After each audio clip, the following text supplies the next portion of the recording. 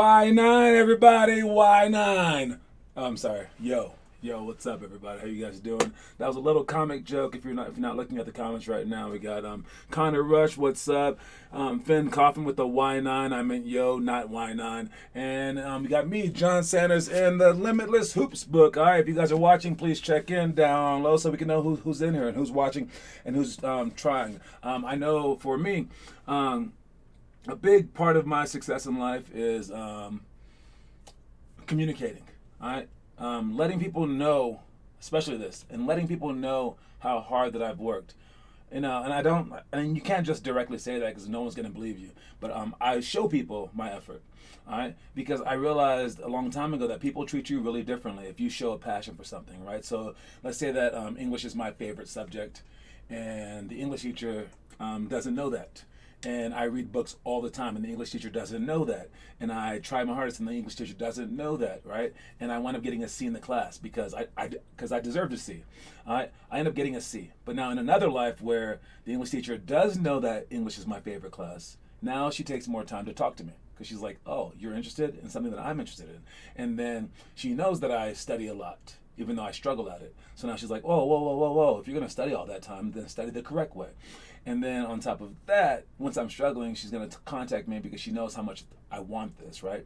So she'll end up like giving me the benefit of the doubt. Like if I get like maybe like a B plus, it'll turn into like an A.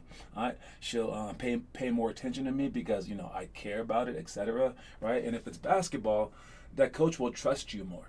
All right, so the coach has to put it, you know, his livelihood on the line, especially in college, because he might get fired, and his kids won't be able to eat, basically, right? So it matters to him, and if he has two choices to put, you know, two different people out there on the court, and one kid is like, you know, more talented than the other kid, but you know that the less talented kid is going to try harder and care more, you're much more willing to go with that guy. All right. So, John, is Limitless Hoops your brand, or are you under someone else? It is my brand, but we don't need to tell anyone that. I chose Limitless Hoops because I think ahead. All right. And basically, if this said 50 All Stars, nobody would try it but 50 All Stars people. And I want this thing to grow. I don't care about 50 All Stars. 50 All Stars doesn't matter. What I care about are the players, and I care about all players, and I care about the sport of basketball improving, especially in America, right? So if I branded it with my name, if it said John Sanders right here, that wouldn't be good, all right? And I kind of learned that from religion, because when you look at a Bible, it doesn't say by God, God wrote it. No, it doesn't say that. It doesn't even like say like it was by Job or by other authors like Matthew, Mark, Luke, or John. It does say their name on top, but basically it was like a whole bunch of writers, right? So the book doesn't really belong to anyone, right? It was just like magically made, and I like that mystery of it being magically made. So like maybe in 10 years, nobody will ever know my name. That would be cool, especially if everyone knew of this book, and everyone was just like Limitless Hoops. They'll be like, who wrote it? I'll be like, I heard some rumors that this old wise man wrote it on top of a mountain, and right before he died, he last penned it. This is a true story, okay? I swear to God this is true, but I didn't go with it, okay? I looked up the words on Google, basketball, cancer, D1 athlete, or something like that. And I was trying to find a D1 athlete who was about to die of cancer. And I was going to pitch him this book idea, and I just wanted him to say that he wrote it. And I wanted to like go through with him, maybe add some stuff that he wanted to add so he can feel like he really did write it, and then have him like pump it up so that when he died, it was him that wrote it, so that no one could ever question it. Because if people see the author, they don't really believe it.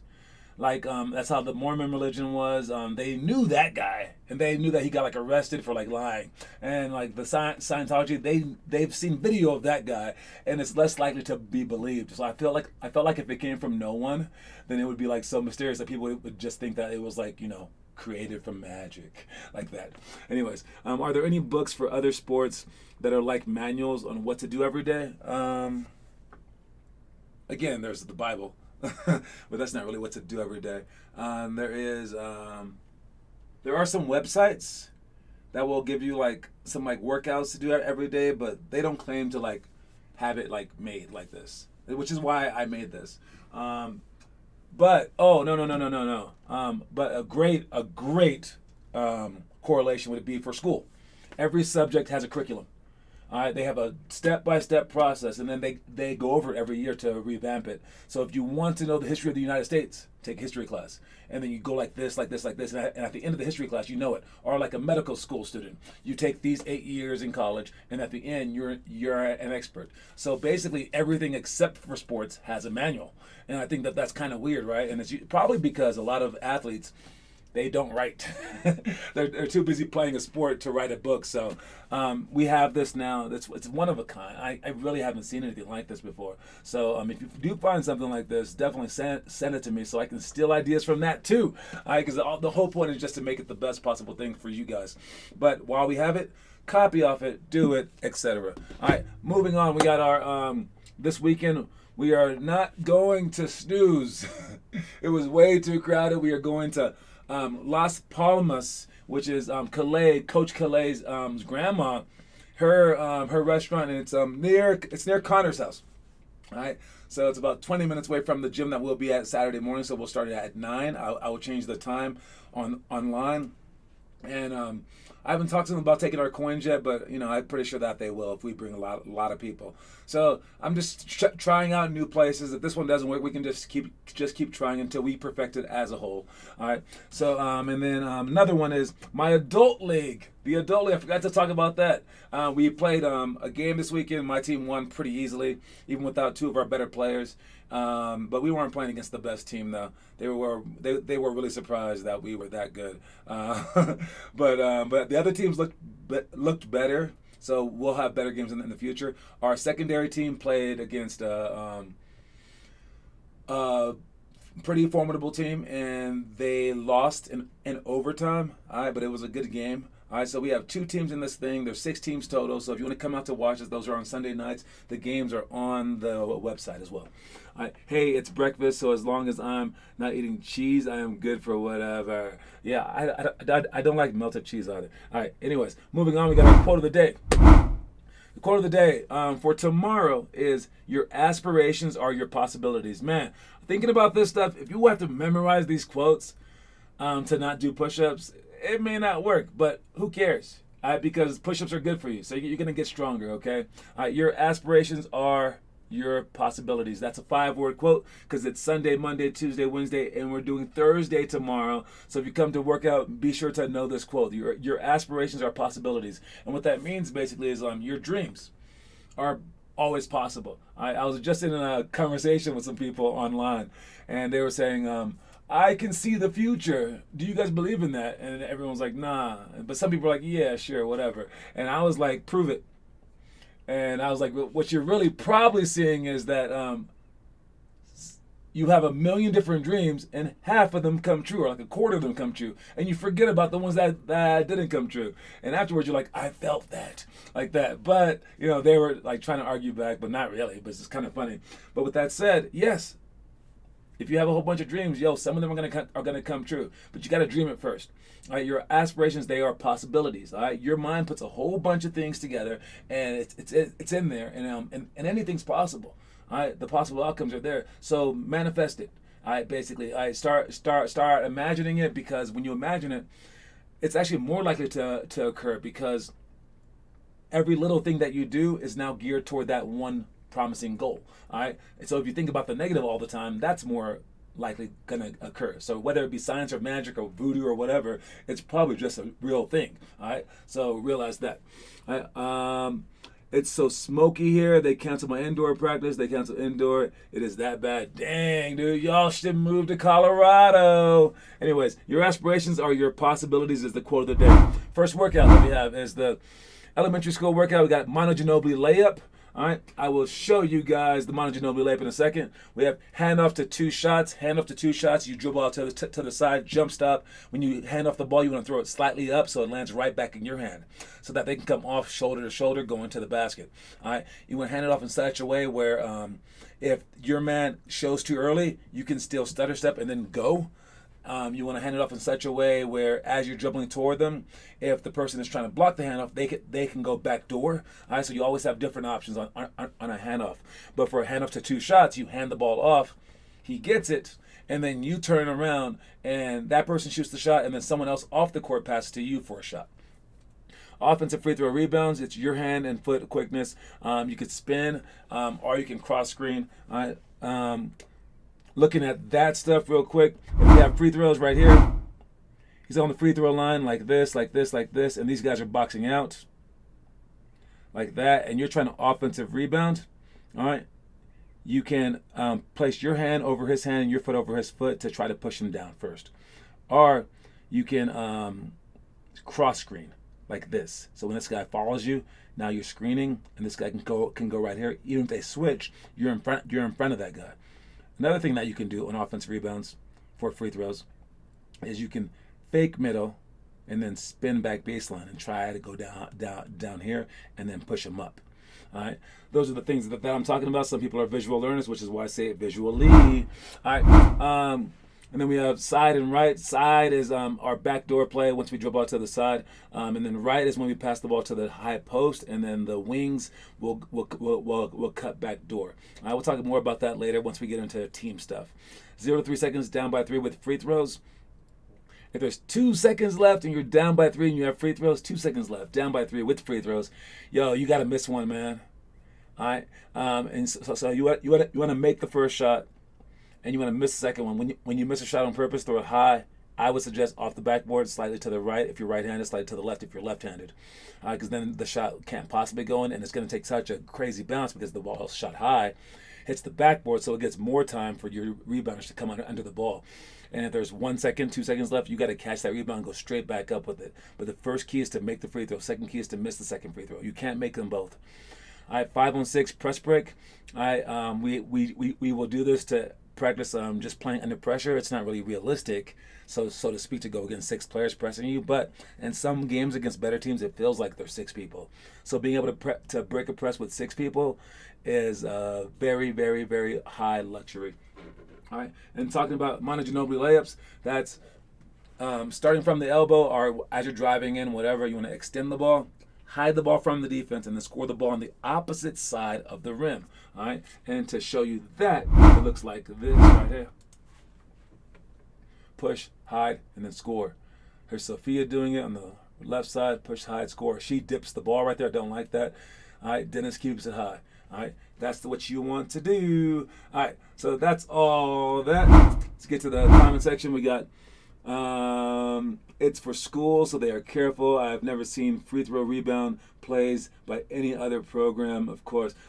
Yeah, I never really saw those until like college. It's not really a play; it's just like a read, I guess.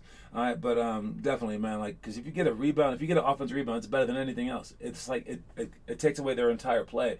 People don't realize how important that they are. So there was once an offensive rebound to like lose a freaking like NCAA game, and an offensive rebound on a free throw just to lose an NCAA championship game. It's crazy. All right, and speaking of NCAA championship games, we have the trivia question of the day. All right, we got Finn Kaufman leading 9-4-1, even though he was gone for 2 days, still leading. Okay, and this question today is extremely easy.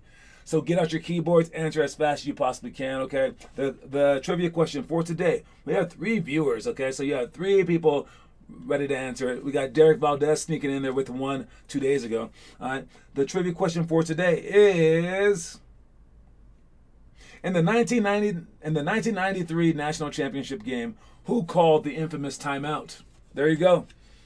That's all I'm going to say about it. In the 1993 National Championship game, who called the infamous timeout? All right. Very easy question, especially if you're an old head, but if you're a young kid, man, you should know this as well. All right. I'm guessing Finn Kaufman's about to answer the question in about like 2 seconds, so let me just go ahead and rev that up so I can mark him down for another win. All right, is anybody going to answer before him, though? I see nobody so far, and mind you, we do have a 40-second tape delay. And yes, it is Christopher Weber. All right, and that was Finn. There you go. I got you, man. It's a 40-second delay. I can't do anything about it, okay, on my end. All right, he had to play Chris Webber 18 times. Yes. Connor Rush, you were definitely second in that regard. All right. At the end of the basketball game, Chris Webber, being told by his teammates on the bench, by the way, and the coach, all saying timeout, whatever. He grabbed the ball and he calls a timeout. And when you call a timeout, if you have no more timeouts, it's a technical free throw and you lose the ball. So he wound up losing a national championship game. And in his very short college career, that was his only chance at that. He never won an NBA championship as well. So that dude, he still feels like a winner, I'm sure. But I'm sure that eats at him every freaking day, kind of, because he is like notorious. They actually explain that rule to you when you're growing up with Chris Webber as an example. You don't want to be that kind of example, right? It's crazy. So easy. He's just too. I'm guessing quick. Jalen Rose is still salty. Yeah, wait. Jalen Rose never won a championship. Chris Webber never won a championship. Juwan Howard never won a championship. Other guy that played on that team never won a championship, Jimmy King. And then whoever the fifth guy was in the Fab Five. I don't even know who the fifth guy was. All right, that's another question for you guys. But anyways, let me know who's the fifth member of the Fab Five besides Jimmy King and those three guys that played in the NBA. All right, moving on. We got our homework. Let's check that out real quick. 8:18 right now. It's 8:18. Nice job posting, Connor. I see you working, man. Keep working. Got the Kobe post fade going on too from the day before. In and out between the legs. Oh, I like the way that you shorten that, because I always have trouble shortening that too. Whenever I write it in like my notes and stuff like that.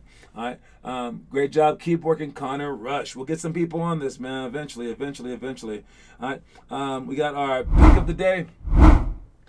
Our picture of the day is Stephen A. Smith talking about the Knicks, and he's predicting that they come out of the first round. He goes, my Knicks will make it out of the first round.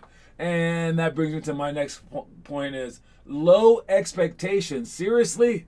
You can't have low expectations like that. That is bad. I hope that the Knicks aren't saying that. Every season that you play, every game that you play, it's a winning season. You're going into it fully expecting to win. I cannot tell you how many times that we've played against a team that blew us out by 60 or 70 that I was dead set like we were going to find a way to win. And I'm coaching, which I would rather not do. I would rather play. But I mean, every game, I don't know. This might be the miracle game. It's just the mindset, right? So this is going to be the miracle season. Don't have a low expectation of yourself, or else you're going to manifest that. All right, so start thinking high. Ray Jackson? It was Ray Jackson? Are you sure? All right, I think, if it's Ray Jackson, I think my stepdad used to coach him back in high school. They called him Dirty Ray. I think that's the guy. But he also played football. So I don't know if that's him. That's a pretty popular name as well. All right, Finn, have you gotten your shots up this week? Speaking of shots, I just got my second dose of shots. So if I look sick tomorrow, that's why. But we'll see how strong old John is, okay? Anyways, commercial time real quick.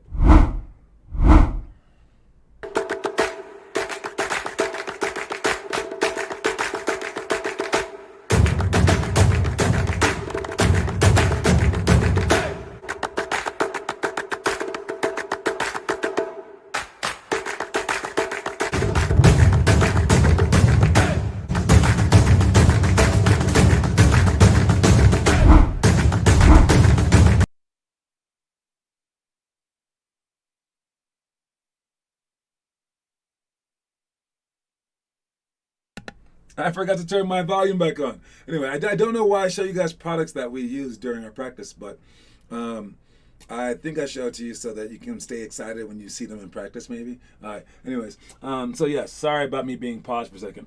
That I own along with 85 cars. I do not know what you guys are talking about. All right, let's move on. John, it's okay if you're sick. I was very sick. Wait, I'm stronger than you are, man. All right, we got 2-on-1 break, flares, baseline out of bounds defense, 5-second count extension, 49 seconds down by 3, 5-on-5, oldest versus youngest. We talked about this the other day. All right, but the 5-second count extension, all right, don't forget what that is. It's if you have the basketball, you are only allowed to hold the ball for 5 seconds. All right, or else it's a violation. The ref will count like this. All right, but if you're holding the ball and he gets to 4, just start dribbling. then you get 4 more seconds. So that's 8 seconds. Then if he gets to his next 4, pick the ball back up, and then that's 12 seconds. So that gives you 12-second count extension right there. So you no longer have 5 seconds to hold the ball or 4 seconds. You get to hold it for 12 seconds. All right. But the other one that I wanted to show you was the 2-on-1 break. All right.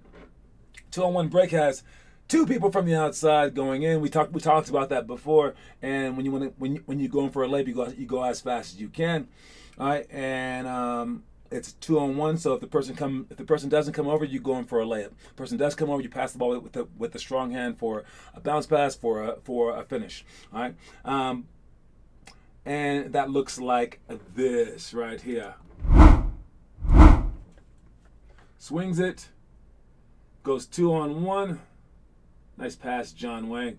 Okay, 2 passes back, whatever. If you shoot it, you run back. They swing it. They go to the top of the corner. They swing it around. They swing it around. Then they go 2-on-1 again. You don't want to get too far ahead like Dylan did right there. But yes, and then Dylan should go to half court now. They go right there. Jerry swings the ball. And then they go 2-on-1 with Morgan and Jerry. He comes in for a layup. Jerry will run to half court. They swing it again. All right. And when you do this drill, Finley swings the ball. Then when you do this drill, you got to sprint in hard. You got to sprint in fast. You got to be bold. And you have to be able to make a layup every single time. All right. When you're on defense, you have to swing that ball fast as well. All right. So it's a very good drill because it includes a lot of stuff that you'll see in a game. All right. But basically, you want to perfect this drill so that you can, in a game, if you get 2-on-1, it's just game over. All right, it's just like the easiest thing in the entire world. All right, anyways, story of the day real quick. Hold tight. I've always made a total effort, even when the odds seemed entirely against me. I've never quit trying, and I've never felt as though I didn't have a chance to win. Iguodala to Curry, back to Iguodala, up for the layup. Oh, blocked by James. LeBron James with the rejection. Sorry for rubbing that in again, all you Warriors fans out there, but don't worry about it. It happens. At least you were in that game. Yes, all the comeback games in the history of the NBA, those were the 3 most popular ones. All right, and just know that you should always give a total effort, even when the odds seem entirely against you. All right, never quit trying, and never feel as though you don't have a chance to win. All right. And you keep coming back, then you can do miracles like that. Again, that was the Reggie Miller 9 points in 8 seconds. That was the T-Mac 13 points in 33 seconds, I think it was. And that was LeBron James coming back from 3-1 down and his chase down block. And just because I'm mean like that, I'm going to show it to you guys again. All right. One more time. Oh, that wasn't it. Story of the day. There we go. I've always made a total effort, even when the odds seemed entirely against me. I've never quit trying, and I've never felt as though I didn't have a chance to win.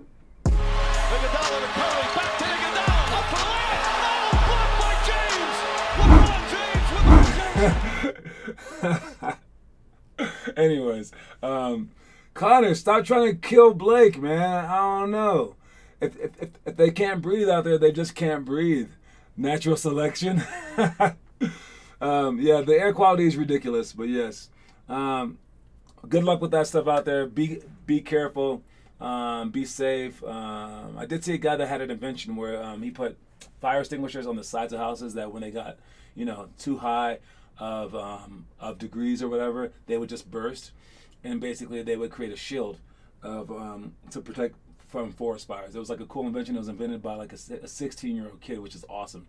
Hopefully, that kind of stuff gets prevalent eventually, so then we won't have these things anymore. All right, one of the biggest problems about living in California, definitely, man. All right, high school workouts to finish up. We got 3-man weave, 1-on-1 alley, 4-on-3 scramble, and then 0-50, 100, being patient. 0 to 3 seconds down by 3, and then down by 10 with 3 minutes left. I'll go on the last one. If you're down by 10 with 3 minutes left, now you're doing a hurried offense and pressure defense to come back, right?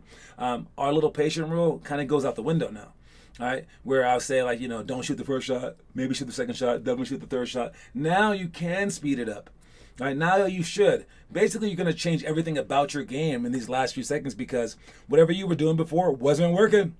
All right, and know that the other team, they're going to get a little tense. They're going to get a little anxious because now they've gone from winning the game to trying to keep their lead. And people play so different. You pressure the crap out of them, double team them, jump them, leave people open. Sometimes they may not know what to do. All right, leave their worst player open, especially. Okay, you can go from one thing to the next. Go in, try to get fouled a lot, okay? Because they should be trying to avoid fouls. So go right at them. Maybe you can penetrate and hit for quick threes. Maybe even you can gamble on like not getting a man back and crashing the boards extra. All right, this is kind of like an all free for all, and you're changing the entire dynamic of the game, kind of just to try to see if like something random can work. Like you tried plan A, plan B, plan C, plan D, wasn't working. Then go for plan 99. All right, it wasn't even a letter, it's just a number, random, right? All right, so that's how you want to be. All right, and with 3 minutes left, just to give it a go. But again, the pressure stays up, and you never quit trying.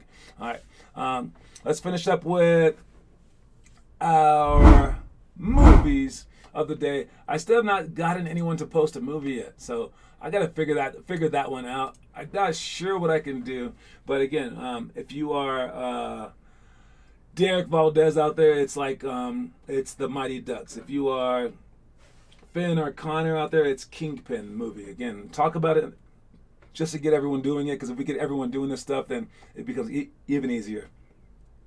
Who else do we have here? We got Blake Bastani. Your movie is Major League 2. Now, you can complain about the air quality all that you want, but you can still buy a movie.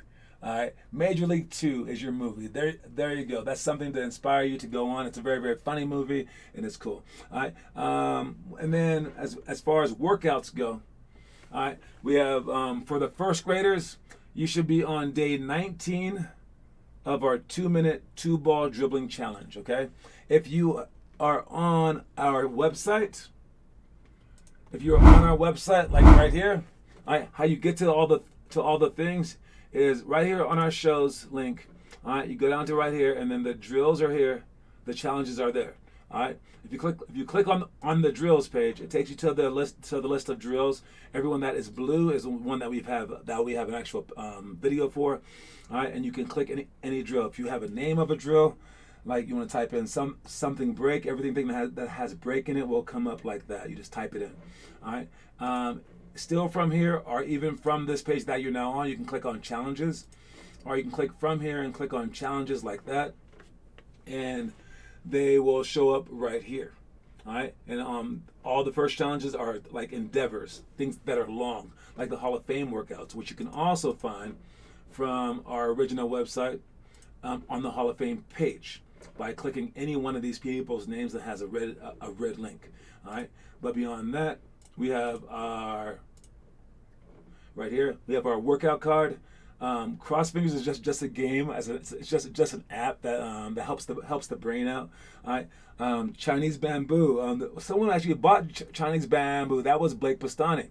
I wonder if he's still growing a bamboo tree. It takes a long time, but again, that's how life is. That's how training is in general.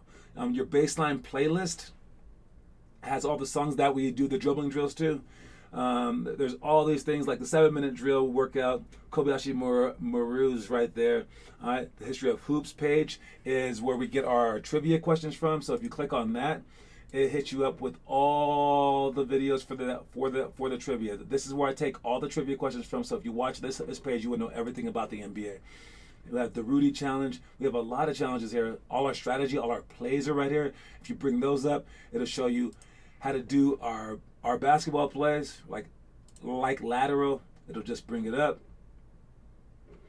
That's pass the ball. Oh, that's come up right here. Dribble out. Okay, cool. Come right there. On ball screen right there. Screen down. Pick and roll like that. All right.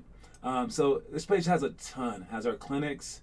Has our drills on it. Has the monthly homework. Has the pick and roll quiz and the pick and roll videos to teach you that. Has all the Euro steps on here. Has our focuses for the game. All right, and just so much more. So that's everything. And we have the quote of the day today. All right, is your aspirations are your possibilities. All right. So great job again this morning with the workout. We had the 5-year-old Silas come again.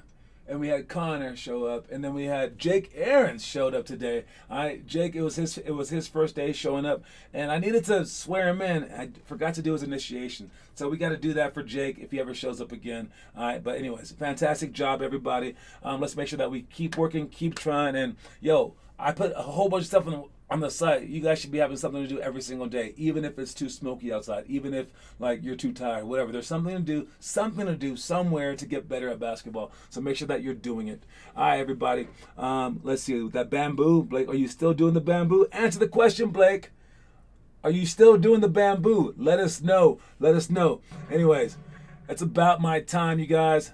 I will talk to y'all later. All right, cue the music, please. Cue a different song. There we go. Peace, everybody.